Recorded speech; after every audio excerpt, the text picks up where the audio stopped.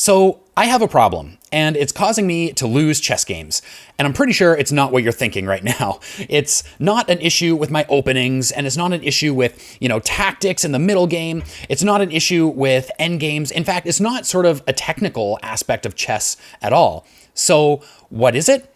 Well, it's psychology.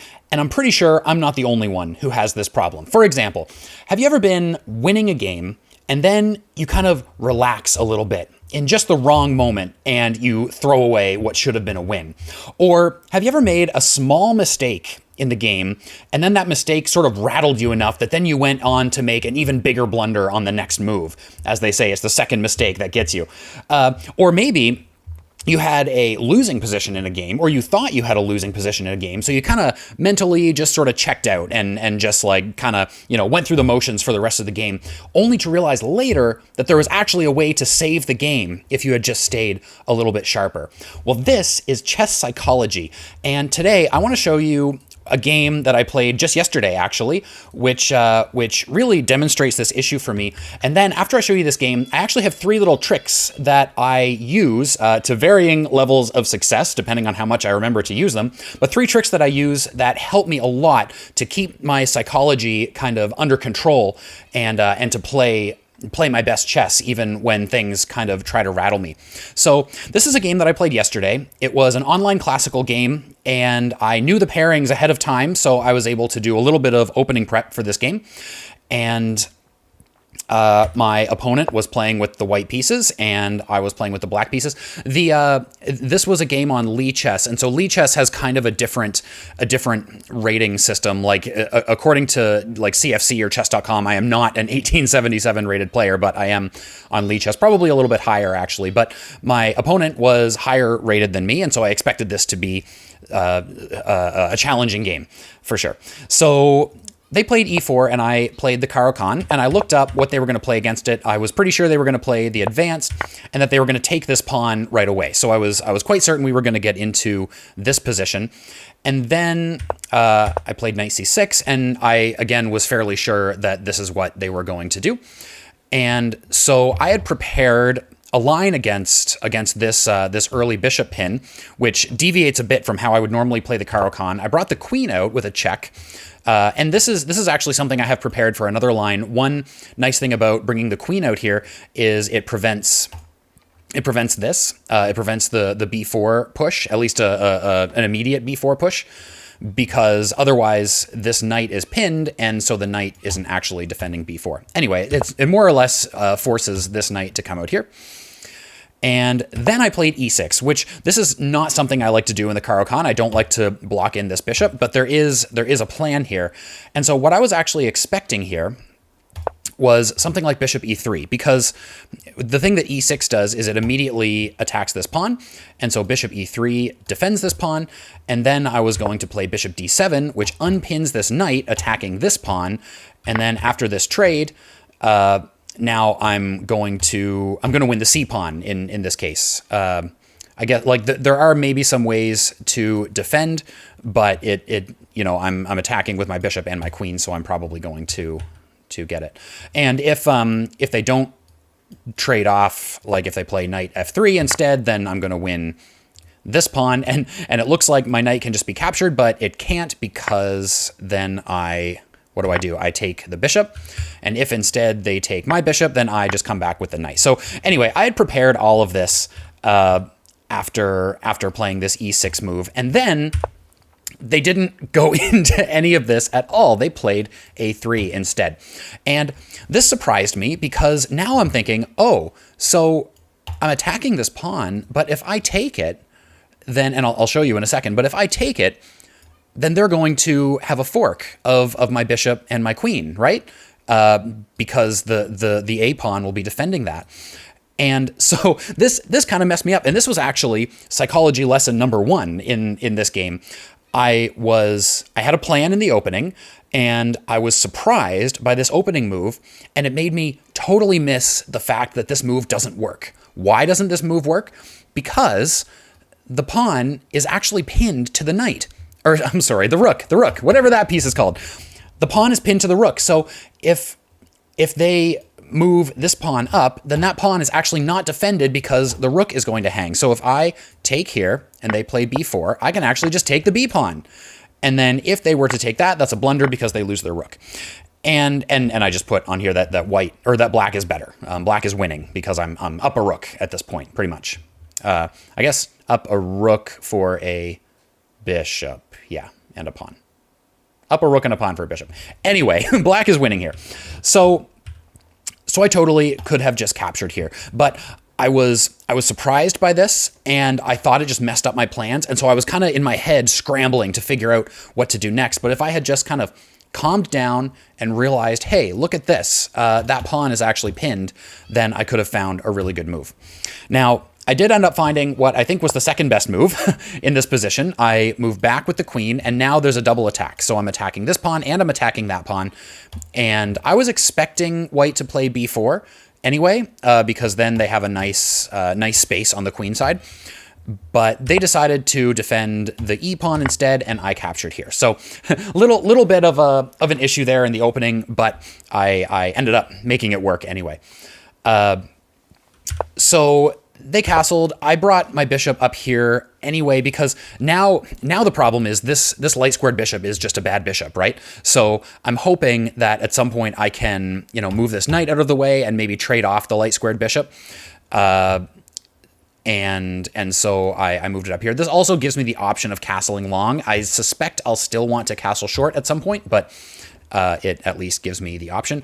Also, this does serve to unpin this knight. And so now I am attacking this pawn again.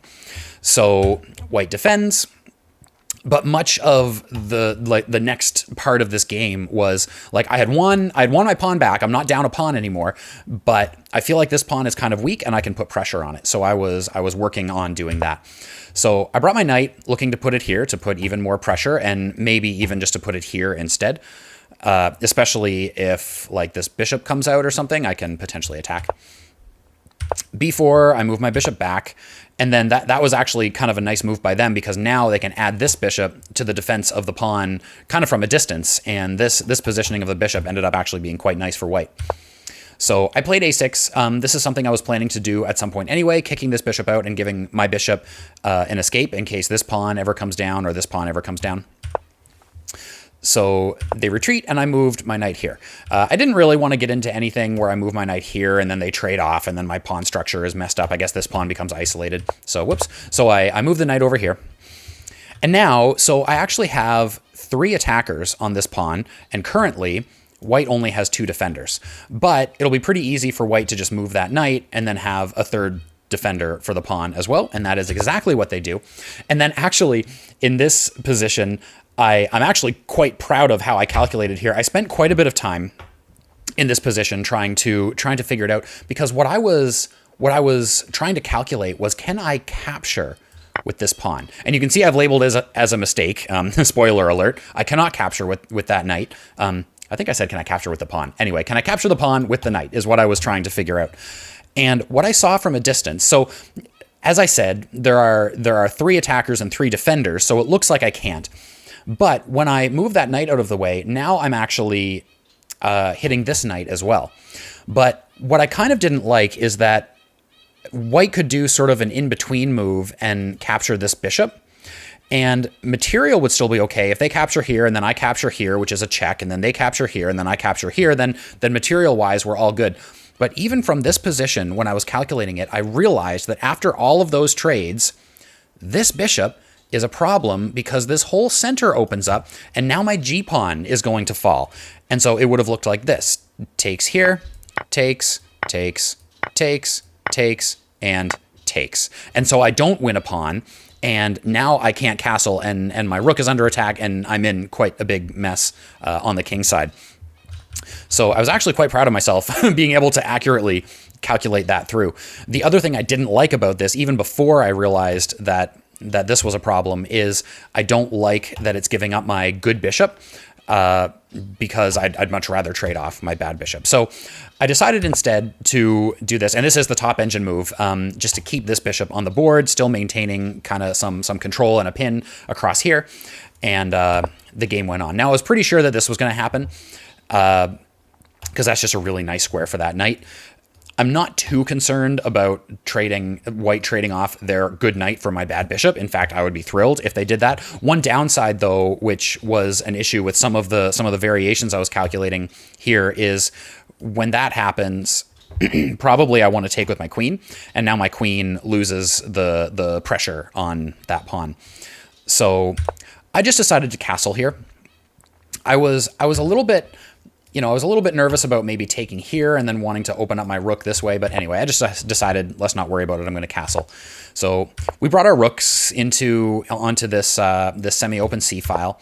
And then they played h4, and I wasn't really sure what to do with this. And according to the engine, I did the wrong thing. I moved this rook over here, but the engine line is a little bit tricky, and it's not that important. There was something like after pushing right here, I think it was better for white if they went down a certain line, but they didn't. They brought the knight instead.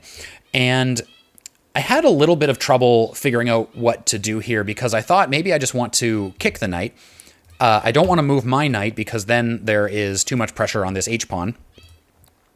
But if I kick the knight, then if they take the h-pawn, then this opens up and my pawn structure is a mess here, but then maybe I still have the f-file. So I didn't know what to do, but I decided kicking the knight is not such a bad thing. And now they did this. They played knight takes f7. And this is where I got rattled. I hadn't even looked at this move, and I'm like, wow, this actually just cleanly wins a pawn. Because if I capture, then they can deliver a check, and then when I move back, they grab my knight. And so they've simply just won my f-pawn cleanly. But like I calculated that through and thought, and at first I was pretty rattled. I was like, yeah, I was completely not expecting this, and this totally wins a pawn for them. I didn't see it. I'm losing the game. That's one psychological issue, is when something like this happens, even if it's just that I'm losing a pawn, I kind of, my brain immediately goes to this, like, I'm losing the game now. And I was able to kind of bring myself out of that and say, no, I'm not losing the game. It's only a pawn, and the game will continue. But there was another issue here, which I'll show you in just a minute. So I went ahead and captured here, and then they played queen h5 instead of delivering this check right away. And I felt like this actually gave me an opportunity, because now I can defend this knight. And so now I feel like I can actually, I might actually be able to hold on to my material, and maybe their sacrifice was actually unsound. So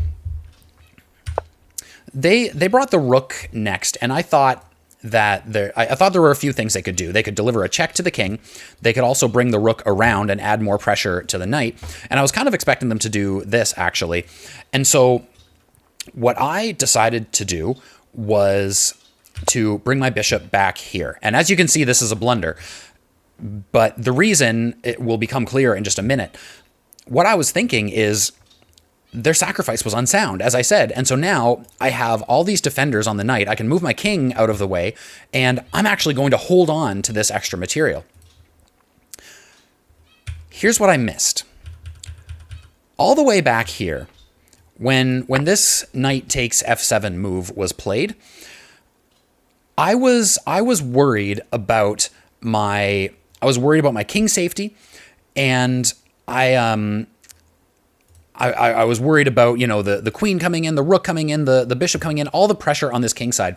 What I didn't see at all, which maybe you've seen already, but I didn't, was that not only does all of that happen, but it also creates a backwards pawn. So it ruins this kind of nice pawn chain, creates a backwards pawn. Not only that, but there's a knight attacking that backwards pawn already. Like, this is a backwards pawn that is already under a significant amount of pressure. And so fast forward to here, which is the position we got to, this is a blunder because it totally takes the bishop's eye off of that backwards pawn and makes it even more vulnerable. And so white can just simply move the rook over, deliver a check, my king moves out of the way, and now the knight can just grab the pawn. And not only am I down a pawn, but that is also a fork on the queen and the rook. And so that's kind of psychology lesson number 2, is basically, when there's something for me that kind of makes me rattled, like makes me worried about something in particular, I concentrate so much on that. In this case, on the attack on my king and my king's safety. I was so focused on that I completely didn't see this very basic obvious, obvious in retrospect issue here where I have this backwards pawn that is under attack.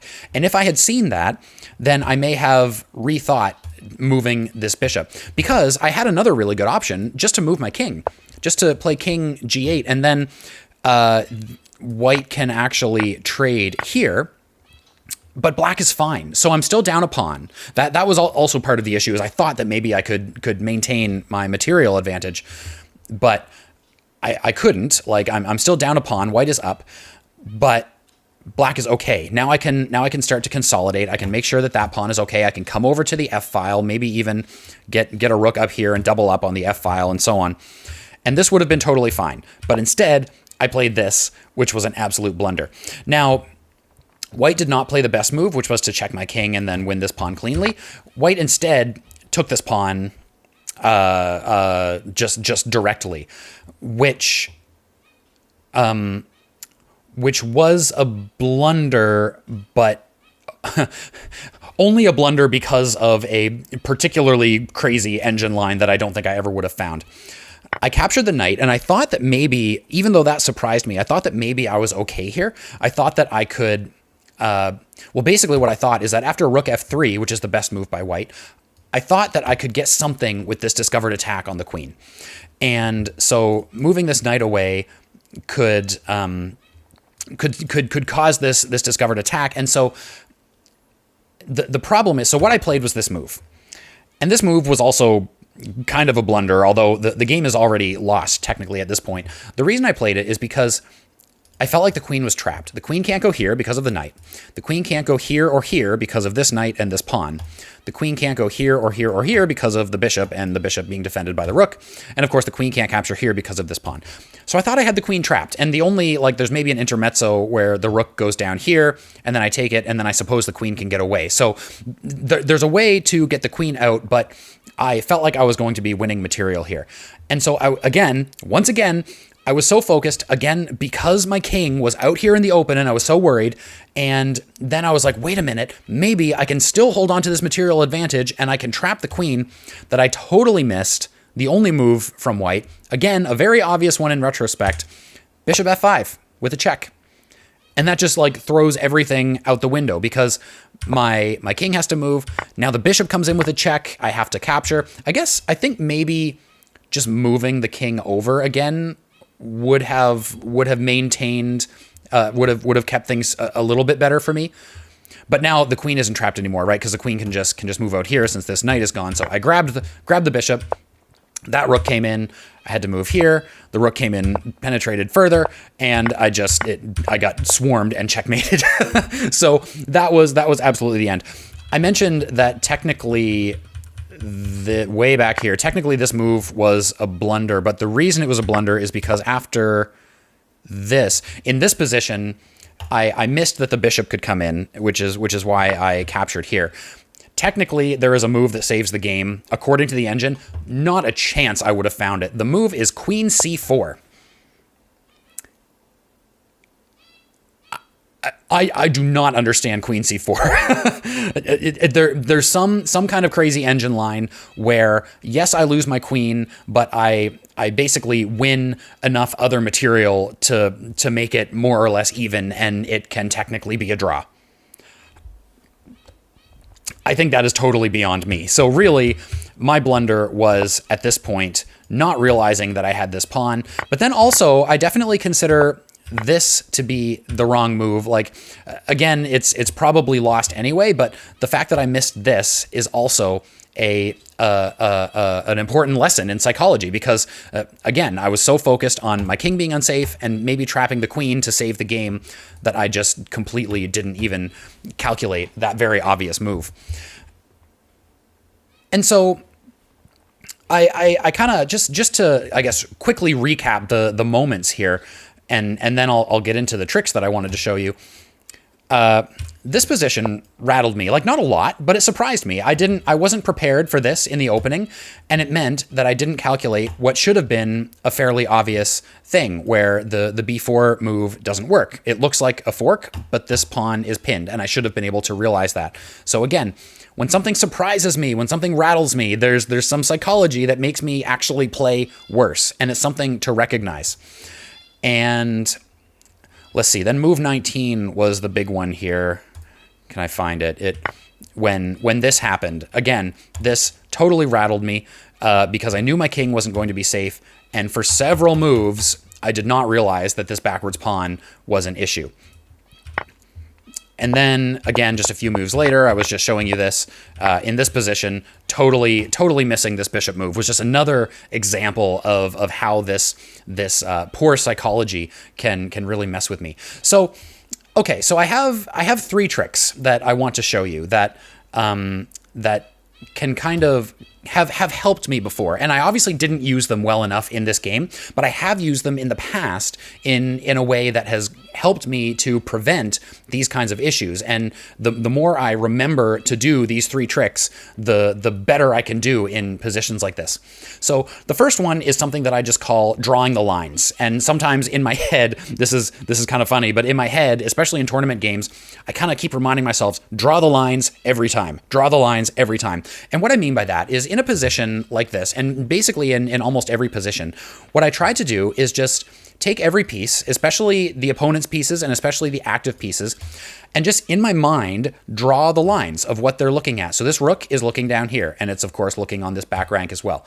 I also tend to draw the lines through other pieces. So this queen is being blocked by the bishop, but the queen is, whoops, oh my. Okay, the queen is also looking all the way through to this pawn and also to this bishop and this rook. So even like back here, what this might tell me is if this bishop and this pawn were to disappear somehow in some tactical line, this bishop would be hanging because the queen is looking at it and is also being attacked by this knight.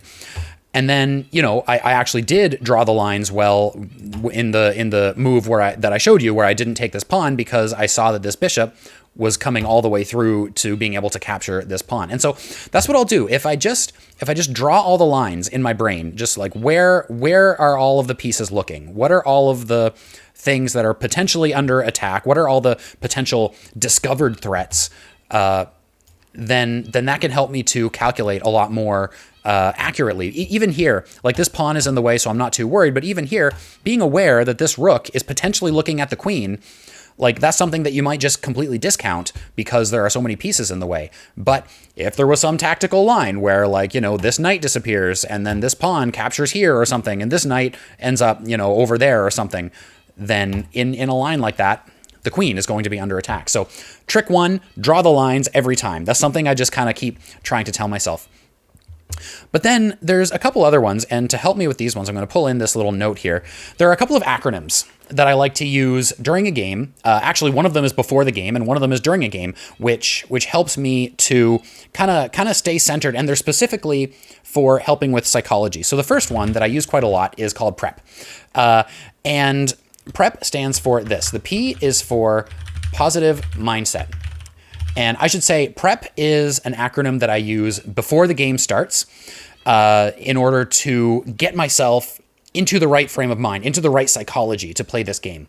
So P is for positive mindset. Basically, if I put too much pressure on myself to win or to gain rating points or whatever, or if I feel like I'm going to lose and I just kind of give up and mentally check out before I even start, then the game is not going to go well. But keeping a positive mindset, saying, you know, I'm going to play my best, even if it's a really high rated opponent, I'm going to do my best and make it as hard as possible for them to win this game, and I'm going to have fun and I'm going to learn from it, then that is something that really helps. And then R stands for relax. I often, and this is physical relaxation, I often actually try to take a few deep breaths and try to sort of get my heart rate down a little bit, because my heart rate does actually get up, especially during tournament games, and just kind of relax my mind and body to be more present in the moment and not to be rattled right out of the gate. E stands for engage focus. And what this means to me is I just look at the chessboard and I think, okay, this is my universe for the next, whatever length of time, depending on how long the game is. And this is what I am going to focus 100% of my attention on right now. I'm not going to worry about, other things that are going on. I'm not going to worry about distractions. I'm just going to focus on this board, this game, this moment right here. And then the last P stands for prepare goals. And so this one is a little bit different each game, but it basically means like if there's something that I want to make sure I'm doing this game, such as draw the lines every time. Like in my last tournament, that was what I thought of when I thought of preparing goals. Maybe it's like a particular end game thing. Maybe it's an opening line that you expect to get into. But if there's a goal that I want to think about, this is what I think about at the end of prep. So that's what I go through before every game, every serious game anyway, not absolutely every game. But there's another one that I have found really helpful as well, which is reset. And this is when I get into kind of one of those rattled times during a game where my brain is feeling frantic, I'm not thinking clearly. Reset is really helpful. The R, let's see if I can spell.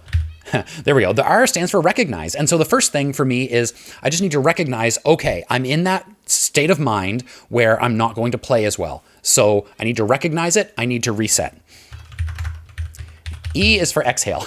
And this is kind of the same as the relax in prep, where I just literally try to relax my body. I take deep breaths. I try to just get that so kind of tame that physiological response where my body and mind are getting really worked up and go back into being present and mindful. S is for shift focus. And so again, this is where in prep it was engage focus. This is a similar kind of thing. Shift focus away from whatever the mistake was, away from whatever it is I didn't see, whatever didn't rattle me, or whatever did rattle me. And again, think, okay, I'm just going to play this game. I'm going to play this position, and this is my full focus right now. I'm not going to think about my mistakes. I'll have time to think about those later after the game. For now, we're just going to focus on playing this position.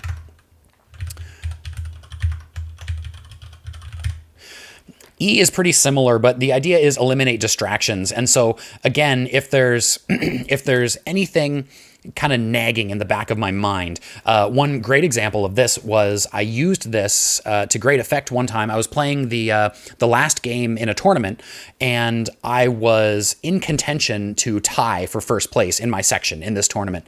And it was looking like I was winning this game, and I had got up to walk around, and I looked at the score sheet on the wall, and I saw that one of the other contenders had lost their game, and so like before I wasn't in contention to win at all, and now I was potentially going to tie, and so the pressure increased. If I win my game, then I'm going to tie for first in this tournament, whereas if I lose, I'm not. And so this E for eliminate distractions was really helpful because I'm like, no, that's a distraction. Whether I win the tournament or whether I don't, that is not important right now. What's important is playing this game of chess the best that I possibly can. And so that's an example of eliminating distractions. And then the last one is take action. And basically this means after, recognizing, exhaling, relaxing, shifting focus, eliminating distractions, then, give this position some thought and take action, decide what to do next. Even though I'm kind of rattled, even though things are a little bit, up in the air, decide how to play next and how to take action. So that's basically it. Like chess psychology is such a fascinating thing. It's something that really comes up for me over and over again. And so I wanted to shoot this video about it because I suspect I'm not the only one. I suspect this psychology thing gets us all in one way or another. So hopefully some of these tips have helped. Hopefully the game and the example was interesting and you could relate to it. If you learned something, definitely hit that like button and subscribe if you want to see some more like this. And I will see you in the next one. Hope you have a fantastic day. See you later.